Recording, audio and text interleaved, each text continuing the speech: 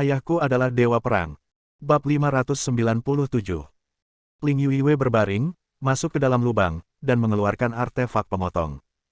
Sosoknya sangat cantik. Pepe lucu ini memiliki cibiran yang menggemparkan, dan bentuknya memang sangat mengesankan. Guan Qianjun merasa mulutnya menjadi kering dan menoleh ke samping. Ling Yuiwei memotong dua celah di dinding besi, lalu memotong dua celah lagi untuk menghubungkannya. Nyala api menghilang. Ling Yuiwei tercengang, energinya hilang. Sepertinya kita harus mencari cara lain untuk masuk. Ini kerja keras. Guan Qianjun menendang pantatnya, keluar. Ling Yuiwei berteriak dan berbalik untuk keluar, mengepalkan tinjunya ke arah Guan Qianjun, kamu berani menendang pantatku. Guan Qianjun mengabaikannya dan masuk. Ling Yuiwei menendangnya tanpa sopan santun. Tendangan ini berat. Ledakan. Kepala seseorang membentur dinding besi di dalam. Guan Qianjun, ini. Dia hanya bisa menahan rasa sakit, berpura-pura tidak terjadi apa-apa, mengulurkan tangannya dan menempelkannya ke dinding besi. Ling Yuiwei mencondongkan tubuh ke depan, menopang lututnya dengan kedua tangan, dan mencibir. Guan Qianjun, kamu tidak mau mengikuti apa yang kamu lakukan tadi dan melelehkan tembok besi ini, kan? Menurutku ini sulit. Tebal tembok besi ini setidaknya setengah meter, yang jauh lebih tebal dari batang baja tadi. Hati-hati, vitalitasmu akan terluka parah. Kamu akan muntah darah dan mati. Sebelum dia selesai berbicara, terjadi keributan. Kali ini, Guan Qianjun tidak melelehkan dinding besi tersebut, melainkan mendorongnya dengan sedikit tenaga. Dia justru mendorong kembali tembok besi setebal setengah meter itu. Bahkan yang belum terpotong dan masih ada pun terpelintir dan miring ke satu sisi. Kekuatan ini, Ling Yuiwei kembali terkejut. Kemudian dia dengan bersemangat menarik Guan Qianjun dan masuk sendiri, dengan tidak sabar. Guan Qianjun, ini. Dia mengikuti dan masuk. Informasi Ling Yuiwei benar. Ini memang ruang penyimpanan dengan berbagai file. Bau busuk menyerbu hidung kedua orang itu.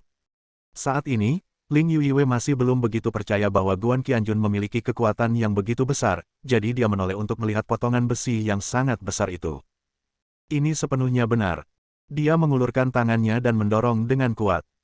Meskipun dia berusaha sekuat tenaga untuk menyedot susu dan menahan air seninya sampai dia akan muncrat, dia tetap tidak bisa mendorongnya sedikitpun. Guan Qianjun tersenyum menghina, mengangkat kakinya dan menginjak bongkahan besi itu. Dengan sedikit tenaga, dia mendorongnya ke belakang dan membuatnya terpasang erat. Ling Yuiwei terkejut lagi. Dikonfirmasi lagi. Kamu jelas bukan manusia. Kamu alien. Dan aku khawatir kamu lebih tinggi dari orang Mars. Guan Qianjun tidak berkomitmen, ayo cepat bekerja. Ling Yuiwei bersenandung, merilis grafik 3D bangunan tersebut, dan menyesuaikannya dengan lokasi mereka berdua. Ekspresinya menjadi serius, ayo keluar melalui pintu ini. Ini lantai bawah tanah pertama. Ada dua cara untuk sampai ke lantai bawah, disitulah rumah harta karun berada. Naik lift atau naik tangga. Namun, faktor risiko keduanya sudah mencapai bintang 5, dan mudah diketahui. Tingkat pengawasan mereka adalah yang terbaik di dunia. Bagaimanapun, ini adalah bank terbesar ketiga di Amerika Serikat. Kita hanya naik lift, jadi ruang kita dibatasi sangat terbatas. Begitu ditemukan, tidak akan mudah untuk melarikan diri, dan kita akan terjebak dalam jebakan. Tanda seru petik 2. Jadi cara terbaik adalah, ada banyak ocehan. Tepat ketika dia hendak mengatakan naik tangga, Guan Qianjun menggelengkan kepalanya, kami tidak naik lift atau naik tangga. Ling Yuiwei tertawa terbahak-bahak, lalu berkata dengan wajah penuh, saudaraku. Jika kamu ingin turun ke lantai 5 rumah harta karun, maka kamu harus naik tangga atau naik lift, tidak ada jalan lain. Petik 2. Saat dia berbicara, dia menambahkan penekanan, bahkan jika kamu adalah dewa, kamu tetap harus naik tangga. Naik lift. Guan Qianjun menggelengkan kepalanya, apakah kamu naik tangga atau lift, kamu harus keluar. Begitu kamu keluar, kamu akan menghadapi 400 penjaga bersenjata lengkap, berpatroli setiap menit. Waktunya singkat sekali. Mudah ditemukan oleh mereka. Begitu ketahuan, kita takut diblokir tanpa naik tangga, jadi. Cara terbaik adalah metode yang aku pilih. Dia menunjukkan senyuman misterius, metode ini dapat sangat mengurangi faktor risiko. Ling Yuiwei menggelengkan kepalanya, saya tidak percaya. Jika Anda dapat menemukan cara ketiga, saya akan mengambil nama belakang Anda. Mulai sekarang, nama saya adalah Guan Yuiwei. Guan Qianjun, kamu ingin memanfaatkanku lagi. Ling Yuiwei, Ini. Suara gemeretak gigi. Guan Qianjun mengabaikannya, berjongkok, dan menyentuh lantai dengan tangannya. Ling Yuiwei terkekeh, mengapa kamu menyentuh lantai? Jika kamu menyentuh lantai ini, pintu tidak akan terbuka dan kamu akan melompat ke bawah. Begitu dia selesai berbicara, Guan Qianjun meninju lantai. Tinju naga penghancur tentara. Kali ini, gunakan kekuatan 5 keberhasilan. Sama seperti ketika balok dinding persegi dihancurkan sebelumnya, tidak ada suara yang keluar, dan sebuah lubang besar tiba-tiba runtuh di lantai. Semen keras berubah menjadi abu terbang satu demi satu, jatuh bebas ke bawah, memperlihatkan beberapa batang baja yang saling bersilangan. Dan batang baja ini dengan santainya disingkirkan oleh Guan Qianjun. Tampaknya yang dia singkirkan bukanlah batang baja keras, melainkan beberapa cabang rapuh. Ling Yuiwei, ini. Mulut Cherry yang besar ini sulit ditutup. Kamu bertindak terlalu jauh. Kamu benar-benar membuka pintu. Bagaimana kamu bisa begitu kuat? Jika kamu bertindak seperti ini, kamu akan membuat kami, sang pencuri ulung, mustahil untuk bertahan hidup. Saat dia berbicara, dia menjadi sangat marah. Mau tak mau aku menghentakkan kakiku dengan keras. Dia terus mengeluh, kamu begitu kejam dalam mendapatkan pekerjaan, kamu bisa menggunakan metode kekerasan seperti itu. Guan Qianjun mengabaikan kicauannya dan dengan cepat melompat ke bawah. Pada ketinggian 4 atau 5 meter, dia mendarat di tanah dengan mudah. Kemudian, dia melihat ke lubang besar di langit-langit dan merentangkan tangannya. Ling Yuiwei awalnya cukup marah dan merasa apa yang dilakukan Guan Qianjun salah. Tidak ada konten teknis. Itu hanya mencoreng identitas dan statusnya sebagai murid Miao Shu, tapi ketika dia melihat Guan Qianjun merentangkan tangannya yang agung, dia tersenyum lagi dan melompat turun tanpa ragu-ragu. Terlebih lagi, dengan cerdik mengatur postur tubuhnya di udara, tubuh menggerahkan dan panas itu terbang melintasi udara dan mendarat di pelukan Guan Qianjun. Gaya pelukan seorang putri, ditampilkan sepenuhnya. Ling Yuiwei memeluk lehernya dan tidak ingin turun. Dalam pelukannya, dia merentangkan kedua kaki stoking hitam panjangnya dan berkata dengan nada menggoda, Guan, biar ku beritahu, kakiku panjangnya 1,25 meter. Tanda pisah petik 2. Benar-benar kaki terindah di dunia, ada apa? Apakah kamu ingin menyentuhnya? Seseorang pernah berkata bahwa dia bisa bermain dengan kaki indahku dari kehidupan ini hingga akhirat, tapi dia bahkan tidak memenuhi syarat untuk bermain dengan kaus kakiku, tapi kamu berbeda. Guan Qianjun sepertinya tidak mempedulikan hal ini, dia mengerutkan kening, Guan. Ling Yuiwei, ya. Ini nama kesayanganku untukmu, Guan. Guan Jiu, di benua sungai, seorang pria pemberani dan wanita yang baik. Guan Qianjun, rasa dingin yang tak terkalahkan. Dia juga, seperti wanita. Papan peti mati, The Book of Songs, tidak dapat lagi menahannya. Tangannya mengendur. Celepuk. Pantat Ling Yuiwei menyentuh lantai. Meski suaranya tidak keras, dia kesakitan. Bokong itu. Ini akan pecah menjadi 4 bagian. Bab 598. Ling Yuiwei tanpa ampun dijatuhkan oleh Guan Qianjun. Dia mengertakkan gigi dan bangkit, lalu menendang pantat Guan Qianjun dengan keras. Kalian sangat bodoh tentang gaya.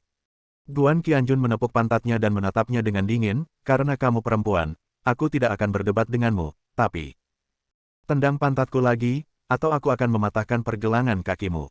Nada dingin itu. Dan mata tua yang dingin itu. Ling Yuiwei sangat ketakutan sehingga dia segera mundur 2 langkah dan bergumam, kamu tidak bisa begitu kejam. Kamu tidak tega mematahkan kaki kecilku yang cantik. Oh, kamu tidak bisa begitu mesum. Meskipun dia mengatakan ini, nadanya tampak sedikit ragu dan tidak yakin. Pria ini terlihat sangat kejam. Siapa yang tahu hal gila apa yang mungkin dia lakukan? Tidak ada ampun sama sekali. Jika kita berada di masyarakat lama, kita pasti akan direndam dalam kandang babi.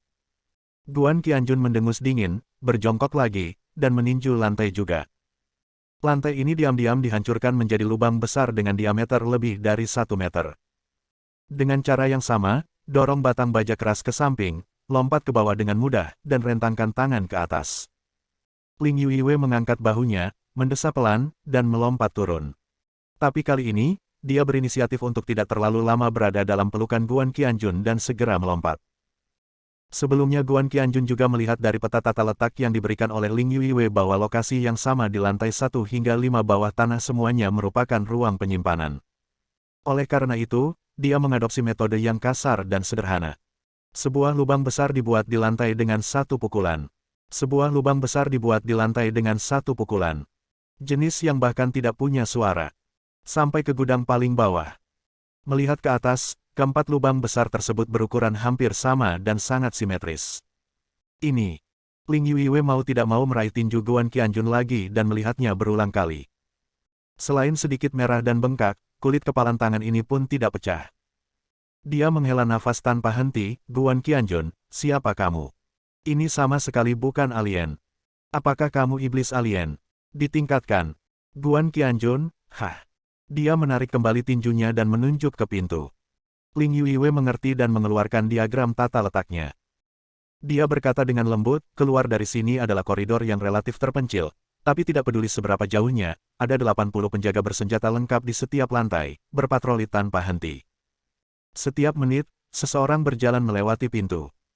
Meskipun kita telah mendarat langsung di sini, yang sangat mengurangi kemungkinan bertemu mereka, itu masih cukup berbahaya. Begitu ditemukan oleh para penjaga itu, mereka mungkin akan mengangkat senjata tanpa upacara. Dia mengangkat satu tangan dan membuatnya tampak seperti pistol. Bang bang bang. Patahkan kaki kita dulu, lalu. Jadi, kamu harus bertele-tele. Guan Qianjun memandangnya dengan ringan, wajahnya penuh ketidaksenangan. Ling Yuiwei, ini. Dia juga tidak berani marah. Bagaimanapun, Guan Qianjun memang menunjukkan kemampuannya, dan dia mampu menaklukkan pencuri cantik ini kapan saja dan di mana saja. Dia menunjuk ke tata letak dan dengan nada kesal berkata, kita akan bersandar di ambang pintu nanti, Anda masih harus membelakangi saya untuk membuat alat penyembunyian partikel yang melindungi kita berdua. Lagi pula, tidak hanya ada penjaga di luar, tapi juga berbagai instrumen pemantauan. Saya akan menggunakan monitor getaran untuk merasakan situasi patroli di luar pintu. Begitu penjaga patroli berjalan, mari kita manfaatkan momen ini dan segera bergegas ke ruangan ini. Dia mengklik titik merah. Ini ruang konferensi kecil. Pasti tidak ada orang di dalamnya sekarang. Jika ada seseorang, aku akan memakannya. Mari kita tinggal di sana sebentar untuk membuat masa penyangga dan menunggu gelombang penjaga berikutnya lewat. Kamu harus pergi dengan sangat cepat untuk melarikan diri di ruangan ini, tapi aku yakin kamu punya kemampuan. Ada banyak obrolan, dan meskipun ada omong kosong, Guan Qianjun mendengarkannya. Bagaimanapun, itulah poin utamanya.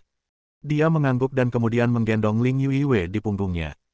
Berbaring telentang, Ling Yuiwei tiba-tiba tersenyum dan mengusap tubuh bagian atas montoknya ke bahu Guan Qianjun. Dia dengan cermat mengamati reaksinya dan dengan lembut berteriak, Guan. Jujiu. Guan Qianjun, hah. Dingin. Dingin sekali. Dia tidak sopan dan memukulnya lagi. Ling Yuiwei berpura-pura dan berteriak dengan suara rendah dengan ekspresi bangga di wajahnya. Dia menyadari bahwa dia semakin suka menggoda idola pria yang baru dia temui ini. Jika dia tahu bahwa dia sedang menggoda dewa perang tertinggi, dia mungkin akan tertawa terbahak-bahak hingga seluruh gedung Fuguo runtuh. Maka tidak ada yang bisa dilakukan. Itu terkubur 5 lantai di bawah tanah, menunggu untuk digali suatu hari nanti. Saat digendong oleh Guan Qianjun, Ling Yuiwei mengeluarkan sesuatu yang mirip dengan pengukur suhu dari tas perkakasnya dan meletakkannya di tanah di sudut pintu. Dia berkata dengan lembut, monitor getaran ini adalah teknologi yang sempurna. Saat penjaga berjalan mendekat, meskipun mereka mengenakan sepatu bot khusus yang tidak bersuara, mereka akan tetap bergetar hingga ke lantai. Setelah mencapai frekuensi tertentu, monitor getaran akan bereaksi. Pernahkah Anda melihat penggaris ini? Ia akan naik setinggi ini, dan setelah mereka berjalan, perlahan-lahan akan jatuh. Kalau turun sampai level tertentu, kita akan segera keluar. Hanya butuh waktu sekitar 50 detik. Selama kamu bergerak cukup cepat, kamu bisa mencapai tempat persembunyian berikutnya, mengerti? Saat dia berbicara, wajahnya sangat serius. Guan Qianjun mengangguk dengan acuh tak acuh. Faktanya, dia sama sekali tidak membutuhkan monitor getaran ini. Meskipun ada panel pintu yang tebal, dan meskipun para penjaga di luar mengenakan sepatu bot khusus yang tidak bersuara, telinga dewa perang tertingginya masih dapat mendengarnya, namun dia tidak ingin menyurutkan semangat wanita itu. Tak lama kemudian, titik merah pada skala monitor getaran mulai meninggi. Ia naik ke ketinggian tertentu dan kemudian perlahan jatuh kembali. Ini menunjukkan bahwa penjaga datang dan lewat. Ling Yuiwei segera mengambil monitor dan berbisik, buka pintunya dan ayo pergi. Dia melambaikan tangan kecilnya ke depan dan mencubit pinggang Guan Qianjun dengan kedua kakinya yang panjang. Kuda, kendarai. Guan Qianjun, ini. Butir keringat sebesar kacang muncul di bagian belakang kepalanya. Dia segera membuka pintu dan bergegas ke koridor kiri. Di ujung lain lorong di sebelah kanan, ada 3 penjaga bersenjata lengkap berjalan mendekat dengan senjata dan peluru. Salah satu dari mereka sepertinya mendengar sesuatu dan langsung menoleh, menyebabkan 2 lainnya juga menoleh. Saya tidak melihat ada pergerakan di koridor dan di tikungan. 2 penjaga lainnya serempak bertanya, apa yang terjadi? Penjaga yang berbalik menggelengkan kepalanya, tidak apa-apa, mungkin saya terlalu sensitif. Ketiga penjaga itu terus bergerak maju.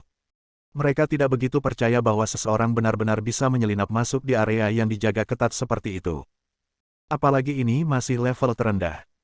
Bahkan jika seseorang menyelinap masuk, mustahil untuk melarikan diri dari 4 lantai pengawasan dan pertahanan di atas. Hanya karena sudutnya terbatas, mereka tidak dapat melihatnya. Pintu di sudut baru saja ditutup. Tentu, mereka bahkan tidak dapat melihat bahwa langit-langit di ruang penyimpanan runtuh ke dalam lubang besar.